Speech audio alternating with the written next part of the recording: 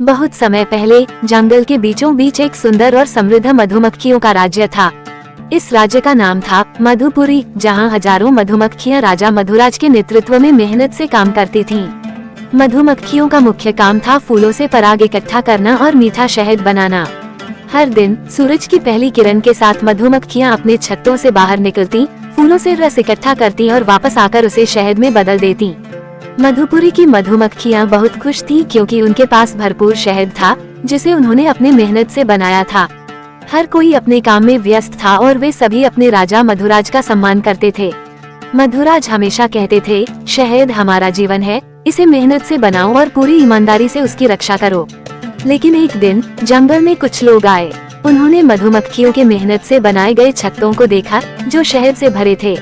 उनकी लालच जाग उठी। उन्होंने बिना सोचे समझे मधुमक्खियों के छत्तों को तोड़ दिया और सारा शहद चुरा लिया। मधुमक्खियों ने बचाव करने की कोशिश की, लेकिन लोग ताकतवर थे। वे मधुमक्खियों को मारते और उनके छत्तों को नष्ट करते हुए शहद लेकर चले गए। मधुपुरी में उदासी छा गई। राजा मधुराज चिंतित थे और मधुमक्खियां दुखी और हताश थीं। उनका मेहनत से बनाया शहद लूट लिया गया था। उन्होंने इंसानों की इस क्रूरता के खिलाफ कुछ करने का निश्चय किया। अगले दिन मधुराज ने सभी मधुमक्खियों को इकट्ठा किया और एक योजना बनाई। हम शहद बनाना बंद नहीं करेंगे, उन्होंने कहा, लेकिन हमें अपने छत्तों की सुरक्षा करनी होगी।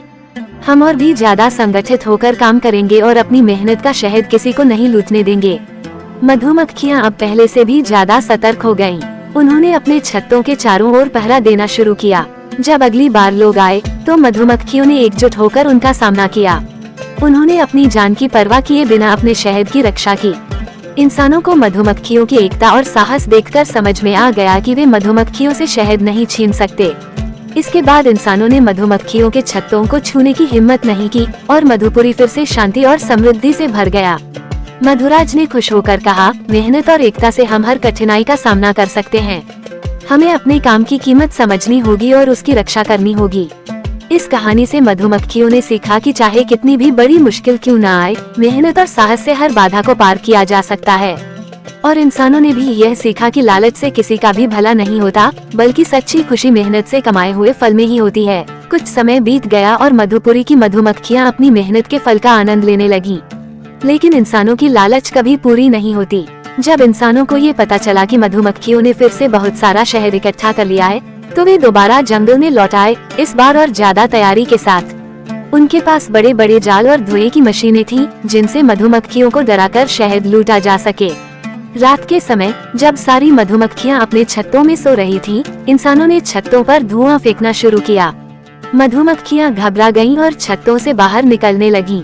इंसानों ने इस मौके का फायदा उठाया और उनके छत्तों को तोड़ने लगे। इस बार मधुमक्खियों की संख्या भी कम थी, क्योंकि पहले की लड़ाई में कई मधुमक्खियां घायल हो चुकी थीं। राजा मधुराज ने ये देखा और तुरंत अपनी बुद्धिमानी से काम लिया। उन्होंने कुछ सैनिक मधुमक्खियों को इंसानों की रणनीति समझने भेजा। सैनिकों ने देखा कि इंसान धुएं का इस्तेमाल कर रहे थे ताकि मधुमक्खियां कमजोर हो जाएं और लड़ न सकें। मधुराज ने तुरंत एक नई योजना बनाई। उन्होंने अपनी रानी मधुरानी से कहा, हमारे पास समय कम है, हमें धुएं का सामना करने के लिए कुछ उपाय करना होगा। रानी मधुरानी ने एक बेहतरीन सुझाव दिया, हमें जल्दी से छत्तों को दूसरी जगहों पर ले जाना चाहिए जहां इंसान नहीं पहुंच सके, और हमें धुएं से बचने के लिए अपने छत्तों के चारों ओर प्राकृतिक सुरक्षा घेरा बनाना होगा। मधुमक्खियों ने तेजी से काम शुरू किया। कुछ मधुमक्खियों ने जंगल के ऊंचे पेड़ों और घने झाड़ियों के बीच अपने नए छत्ते बनाने शुरू कर दिए। वहीं कुछ मधुमक्खियों ने फूलों से रस इकट्ठा करना जारी रखा ताकि शहद बनाना रुक न जाए। उन्होंने इंसानों से दूर और सुरक्षित स्थानों पर छत्ते बनाए जहां इंसानों का पहुंचना मुश्किल था। फिर एक दिन इंसान फिर से आए, लेकिन इस बार जब उन्होंने मधुमक्खियों के पुराने छत्तों को ढूंढा तो वहां कुछ नहीं मिला। उन्होंने चारों ओर देखा, पर सब खाली था। मधुमक्खियों ने अपनी योजना को इतनी चतुराई से अंजाम दिया था कि इंसान उन्हें ढूंढ ही नहीं सके।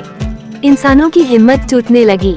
उन्होंने सोचा कि अब मधुमक्खियां शहद बनाना बंद कर चुकी हैं, पर असल में मधुमक्खियों ने अब अपनी सुरक्षा के साथ और भी ज्यादा शहद इकट्ठा कर लिया था।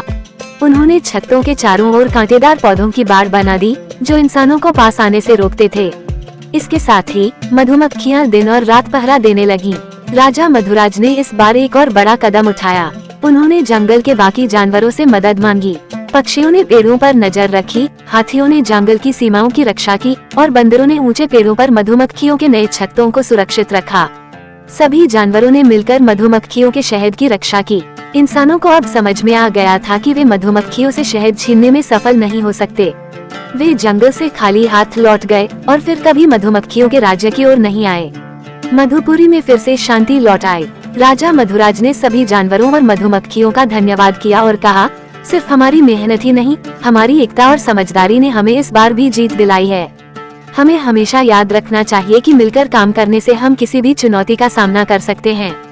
और इस तरह मधुमक्खियों ने अपनी मेहनत का शहद सुरक्षित रखा और उनका राज्य फिर से समृद्धि की ओर बढ़ने लगा। समाप्त।